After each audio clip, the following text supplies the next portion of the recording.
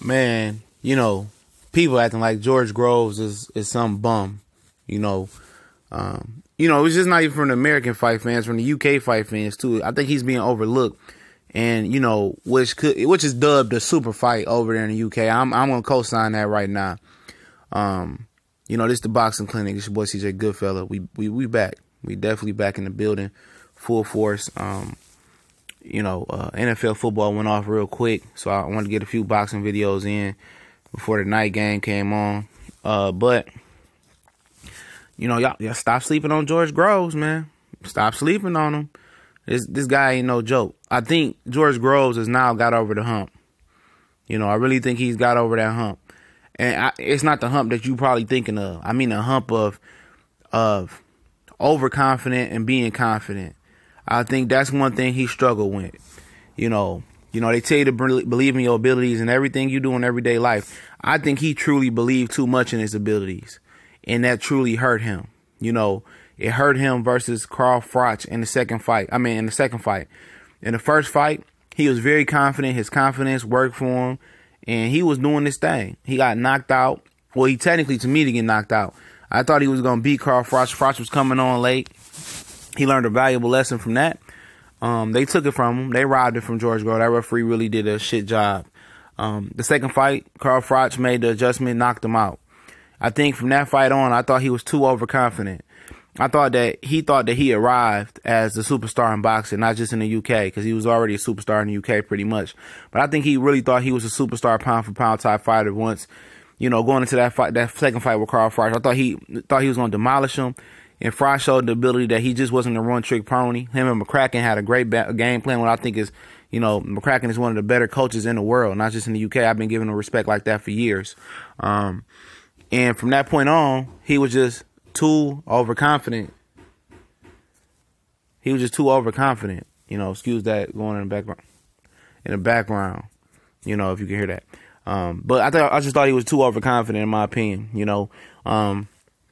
I went to the movie theater and watched on the Floyd Mayweather Berto undercard. One of the reasons I went to go spend my money on that card, even though it was a shit main event, was because George Groves and Badou Jack was fighting. I picked Badou Jack because I seen the confidence, I seen the growth in Badou Jack. But one thing I knew that Badou Jack was going to win because George Groves, you could tell, leading up to that fight, the week of the fight, he just knew he was going to win that fight. He knew he was underestimating Badou Jack, and overconfidence, oozed. He wasn't oozing with confidence. He was oozing with overconfidence, and he didn't believe in Badou Jack was the caliber of fighter that he was. He was on the same level. And he was right. Him and Badou Jack wasn't on the same level. Badou Jack was light years ahead of him in boxing ability, and I think he built himself up with a couple more fights. I think he fought Martin Murray and guys like that. And Fedor Suvanov, I picked Fedor Suvanov because I just never thought that George Groves can get over that mental overconfidence, hurdle. I can't remember any fighters that was just so overconfident before and fell victim to that, but I'm pretty sure it was some. And that was George Groves' number one enemy. It wasn't that he wasn't good enough to beat Carl Froch. It wasn't that he wasn't good enough to compete with Badou Jack and beat those guys. That wasn't a factor. He beat a gold medalist in James DeGale, which I still think James DeGale won that fight. But he beat a guy like that. But he thought he belonged when he really didn't belong yet. He was better than when he thought he was. Now I think he was humbled by all those losses in fights. He was humbled by people saying he was done and through. And I think he's going to show you guys that he's over this hump versus Chris Eubank Jr. I'm not picking him because the guys love to put words in my mouth. I have to look at the tape. Once I tell you guys, that's my disclaimer. Once I break down the film and I can tell you who can win. But I think I definitely will get George Groves going in before I watch the tape. I'll give him an edge over Chris Eubanks Jr. And a lot of you guys can't see. A lot of you guys believe that Chris Eubanks Jr. Billy Joe Saunders fight didn't happen. But it did happen. And Eubanks Jr. lost. He was too overconfident. And Billy Joe Saunders, being one of the better counterpuncher defensive fighters from the UK, really used Chris Eubanks' aggression against him. But I seen growth from Chris Eubanks Jr. since that fight. I seen a lot of growth. Abraham, he showed more patience. Ivy and Yuderman, he showed more patience. People say, well, those guys are, Abraham's past his prime and Yuderman is a bum. But it's not that, it's not that. I just see the growth in him.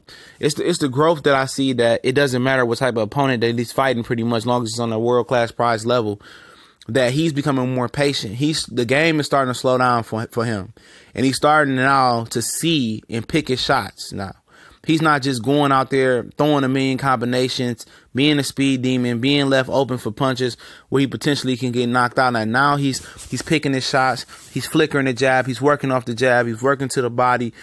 Before, he was like a cyclone, with just like a machine gun. And I'm like, dude, I'm thinking like, this dude got great stamina to be throwing punches like that. Now that he's harnessing his skills and his ability, he's a scary creature. Now, could he beat George Groves? Absolutely. But everybody is just, underrating George Groves now. I think George Groves is at the pinnacle and the climax of his confidence, his physical peak, and his mental peak. I think they're all hitting their pinnacle right now. And Tony Bellew said it didn't matter who won this fight, that Callum Smith was going to take this whole tournament. What I seen from Callum Smith coming out of a layoff in his last fight, I'm not sure he's going to get past the next round, in my opinion. But it was a long layoff. He's a good, tall glass of milk. He's a good fighter. But I really think this potentially could steal this whole tournament. Super middleweight, or cruiserweight. And both tournaments, the cruiserweight tournament has been off the chain. It's one of the best things I've ever seen, period. Every week, every time they fight, it's a great fight. But the World Boxing Super Series was a great idea.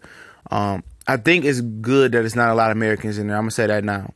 You probably won't hear that from. I think it's great for the simple fact that now guys from America can appreciate these guys from overseas doing their thing. And a lot of Americans have adopted Chris Eubanks Jr. I know he did his thing over here in Vegas and came up and really honed his craft, not having a lot of amateur fights. And just learning through sparring experience for the most part. But a lot of guys like Chris Eubanks Jr. over here in the States, they didn't falter, they didn't waver after he lost to Billy Joe Saunders. A lot of guys in the UK didn't. But I just see George Groves just being on a different level now. And it's going to take the best Chris Eubanks Jr. to beat George Groves. And I understand that George Groves got that reputation of coming up short in big fights versus elite competition. But I think that he's overcome those demons. Now, I mean, he ain't going to win against Eubanks Jr. Just meaning it's going to be a good fight. And I can't wait for the super fight to go down next year. We gone.